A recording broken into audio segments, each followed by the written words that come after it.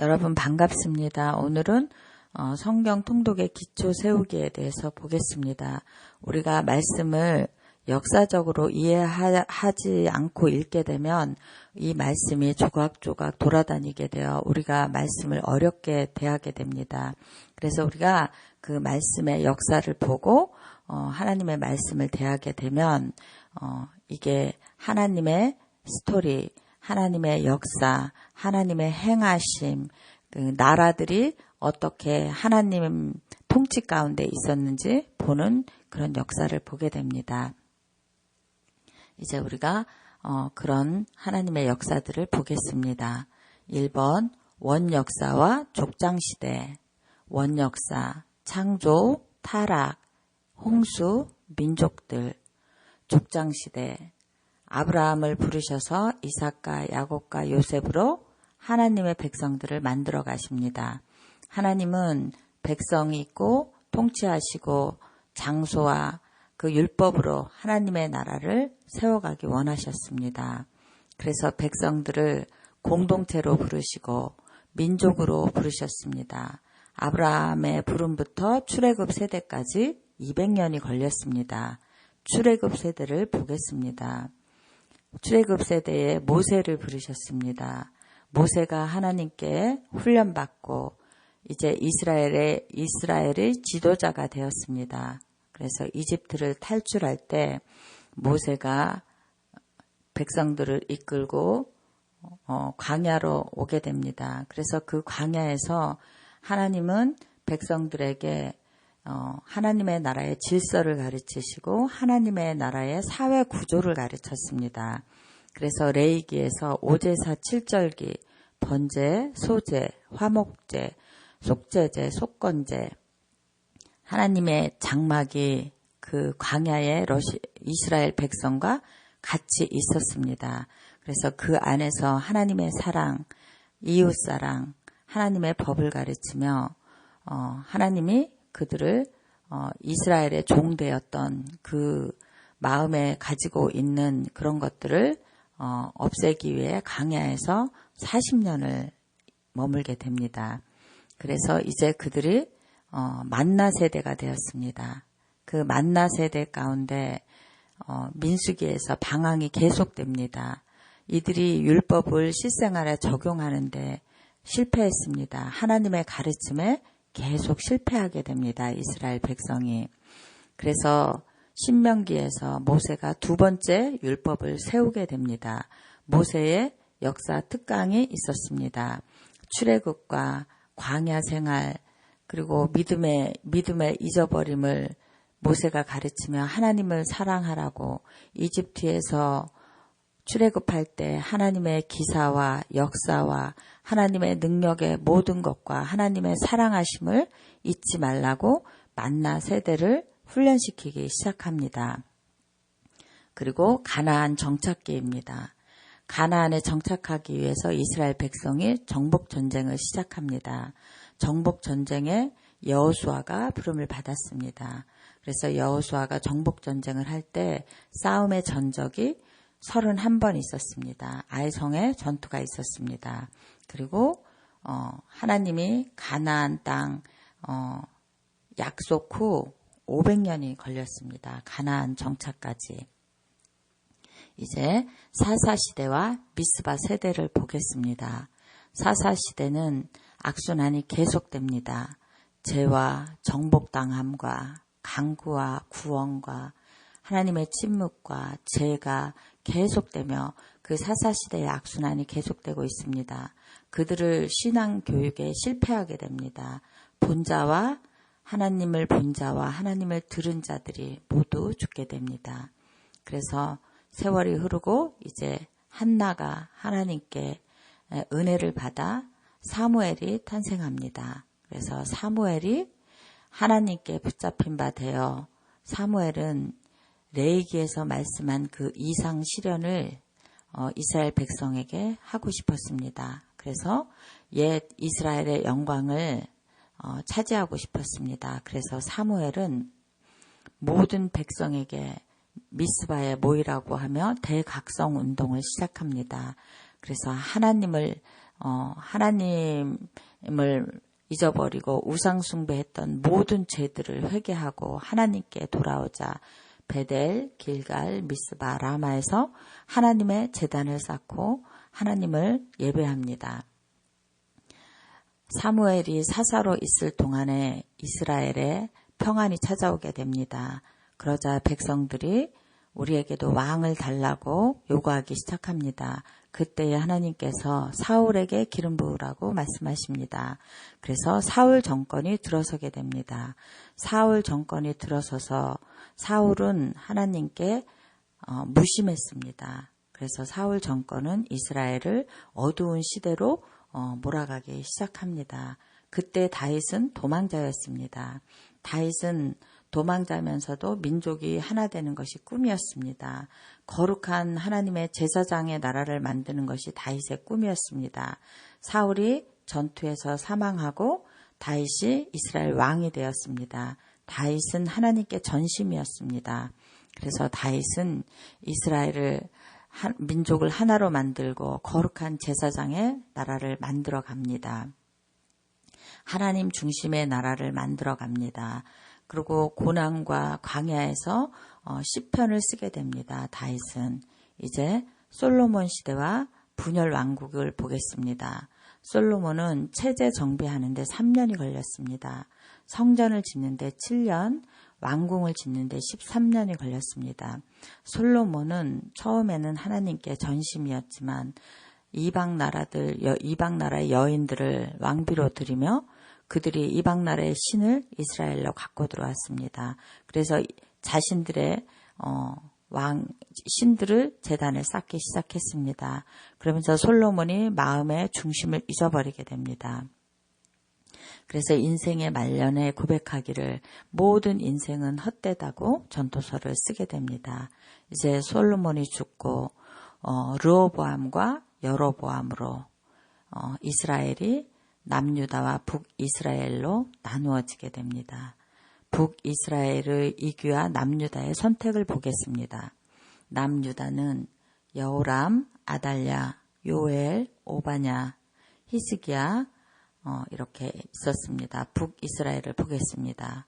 오므리, 아합, 이세벨, 예후, 여로보암 2세, 엘리야, 엘리사, 아모스, 호세야 이런 선지자들이 있었습니다.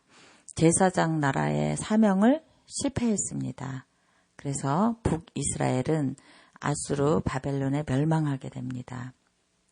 남유다의 세태와 왕정 총결산을 보겠습니다. 므낫세는 55년 동안 나라를 다스렸습니다.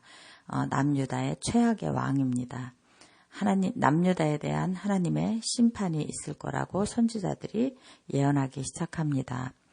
요시야 왕이 개혁을 시작합니다. 요시야 왕이 개혁을 했지만 무기또 무기또의 전쟁에서 전사하며 실패하게 됩니다. 그리고 이제 남유다의 멸망을 보겠습니다. 선지자들이 슈브 하나님께 돌아오라고 외쳤습니다. 그렇지만 요시야 왕 이후 남유다가 급격히 쇠퇴해 갑니다. 예레미야는 바벨론에 항복하라고 합니다. 나홈, 오바냐, 에돔은 바벨론도 멸망할 것이라고 예언합니다. 시드기야는 남유다의 마지막 왕이었습니다. 북이스라엘 멸망 후 135년 후 유다도 멸망합니다. 바벨론 포로 시대를 보겠습니다. 그 포로 시대 절망 속에서 하나님의 궁율, 하나님의 자비, 하나님의 노래, 이사야, 예레미야가 선포하기 시작합니다. 바벨론 포로 시대에 있지만 하나님이 우리를 궁휼히 여기시고 자비를 내리실 것이라고 희망의 노래를 외칩니다. 1차 침공 여호야김 때 성전 기구가 탈취됩니다. 1차 포로로 다니엘이 포로가 됩니다. 다니엘은 포로 생활 중에도 마음의 뜻을 세우고 영성과 사회성을 잃지 않습니다. 그리고 이스라엘 역사에 디딤돌이 되기 위하여 꿈을 꿉니다. 2차 침공, 시드기야 시드기야 때 성전이 붕괴하게 됩니다. 그리고 2차 포로 에스겔이 2차 포로가 됩니다. 에스겔이 운명을 예언하고 이방나라 심판, 이스라엘의 회복을 예언하며 에스겔이 선포를 합니다. 이제 포로기 이후 시대와 재건 시대를 보겠습니다. 페르시아 바사에 고레스 칙령이 있었습니다. 1차 기환 스룹바벨 성전 건축을 합니다. 학개와 스가랴가 유다에 남은 학개와 스가랴가 성전 건축을 하게 됩니다. 에스더 왕후는 바사의 왕후였습니다. 에스더 왕후가 바사의 왕후로 있을 때 하만이 유다 백성을 죽이기로 결의합니다. 모두. 그럴 때 에스더가 죽으면 죽으리라 하고 이스라엘 백성을 구하게 됩니다. 2차 귀환 때 에스라가 귀환하여 백성들을 깨우치기 시작합니다. 예배 공동체를 세우고 이스라엘 부흥운동을 시작합니다. 공동체 정화 작업을 합니다. 3차 귀환 때 느헤미야의 성벽을 쌓는 운동을 합니다. 그러면서 또한 공동체 정화 작업을 함께 합니다. 성전 재건, 성경 통독, 신앙 갱신 운동을 느헤미야가 벌여갑니다. 그렇지만 또 백성이 하나님의 열심이 있었지만 또 백성이 하나님을 거절하고 말라기 가운데 이제 들어가게 됩니다. 그래서 말라기의 역사가 어떻게 되는지 말라기 가운데 느헤미야에서부터 마태복음 예수 그리스도 오실 때까지 444년이 걸렸습니다. 이것을 중간사의 위치라고 합니다. 하나님의 침묵 속에 이 세계 열강들이 이제 엄청난 변화를 겪게 됩니다. 그 안에서 유다 백성 가운데 마카비 혁명이 일어나게 됩니다. 마카비 혁명을 승리하고 그것을 이스라엘 명절 수전절로 삼았습니다. 그래서 마카비 가문이 하스몬 왕조가 됩니다. 하스몬 왕조가 100년 동안 유다 백성을 다스렸습니다. 100년 후에 로마에 함락되게 됩니다. 로마에 함락되어 이제 폼페이 왕을 지나며 헤롯 왕이 탄생하게 됩니다. 헤롯 왕이 마태복음 이제 예수 그리스도가 오실 때까지 쭉 연결되게 됩니다. 또 그 444년 동안 바리새파, 사두개파 이런 파들이 일어나며 신약까지 쭉 연결되게 됩니다. 그래서 우리가 이 신약과 신구약 중간사 가운데 세계 열강들이 이렇게 변하며 유다 백성이 이제 하나님의 음성을 듣지 못합니다. 그러다가 이제 세례 요한이 하나님을 전하기 시작합니다. 세례 요한이 선지자로 나와서 하나님의 침묵을 깨고 하나님의 길을 예비하라고 이제 전파하기 시작합니다. 그러면서 예수 그리스도가 오는 길로 이제 신약으로 넘어가게 됩니다. 우리가 지금까지 구약의 역사에 대해서 알아보았습니다. 하나님의 하신 일들과 하나님의 백성들이 하나님께 어떻게 그 과정을 겪었는지 이 일을 보며 우리가 역사를 알아야 성경을 이해할 수 있다는 것을 더 알게 되었습니다.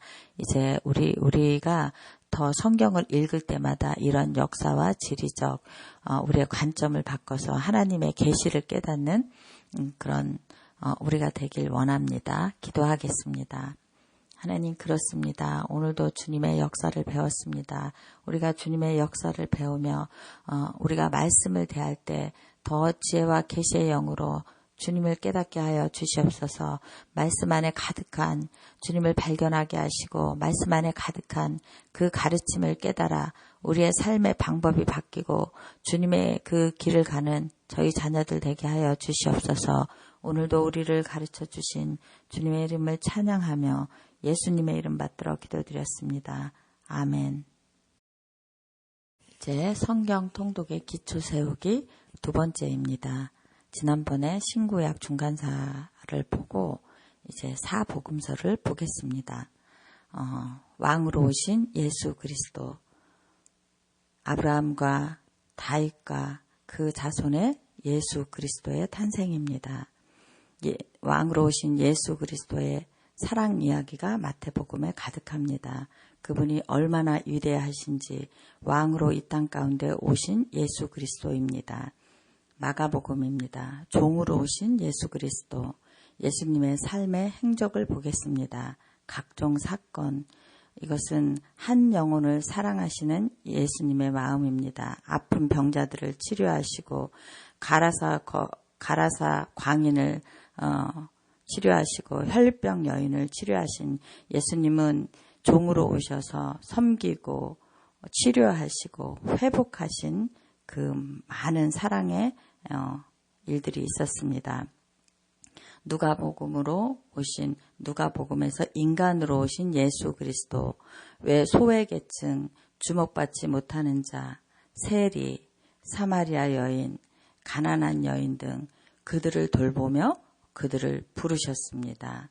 그리고 요한복음에서 하나님의 아들로 오신 예수 그리스도, 모든 민족 가운데 복음을 전하기 위해 이 땅에 예수 그리스도의 생명의 빛을 전하기 위해 하나님의 사랑을 전하기 위해 하나님의 아들로 이 땅에 오신 예수 그리스도가 표현되고 있습니다. 그래서 우리가 사복음서에서 예수 그리스도의 모든 행적과 모든 사랑과 그 섬김을 볼 수 있습니다. 그 안에서 우리가 예수 그리스도의 생명의 빛을 발견하고 하나님의 나라를 발견하는 것입니다. 하나님의 사랑을 발견하는 것입니다. 제자 시대를 보겠습니다. 누가복음입니다. 제자 시대 때 누가가 의사로서 예수 그리스도를 그 사회에 전하고 있습니다. 데오빌로, 이 모든 사람들에게 예수님을 소개하고 있는 것입니다. 그래서 예수 그리스도를 만난 사람들, 예수 그리스도를 만난 사람들에 의해서 이제 복음이 전파되기 시작합니다. 십자가 부활 승천 사건으로 오순절에 성령의 역사가 시작된 것입니다. 그래서 예수 그리스도를 만난 그 제자들을 통해 복음이 전파되기 시작합니다. 예루살렘에 12 사도가 있었고 유대에 사마리아에 빌립 7 집사가 있었습니다. 땅끝까지 이방인들에게 복음이 전파되기 시작한 것입니다. 바울 서신을 보겠습니다. 바울은 전도 여행을 시작합니다. 바울의 전도 여행 1차는 갈라디아였습니다. 2차는 마게도냐, 아가야, 헬라, 3차는 아시아, 4차는 노마였습니다. 그래서 이 전도 여행을 끝나고 1차 투옥되게 됩니다. 그 1차 투옥되고 풀려나고 2차 투옥되고 이제 2차 투옥된 다음에 바울이 이제 돌아가시게 됩니다. 그러면서 성경을 많이 씁니다. 그래서 바울 서신이라고 합니다. 바울이 전도여행 가운데 갈라디아서, 데살로니가 전후서, 고린도 전후서, 로마서, 에베소서, 빌레몬서, 골로새서, 이렇게 디모데 전후서를 쓰게 됩니다. 바울의 서신으로. 바울의 복음의 행전입니다. 이것이. 그래서 바울이 이제 옥중서신과 목회서신을 또 쓰게 됩니다. 1차, 2차, 3차, 4차 전도여행을 끝내고 감옥에 투옥되면서 옥중서신과 목회서신을 쓰게 된 것입니다.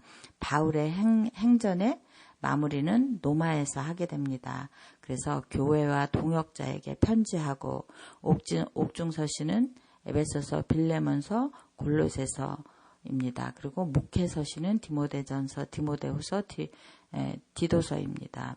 최종 유언이 되었습니다. 공동서신과 요한서신입니다. 교회 공동체에 큰 시련이 있었습니다.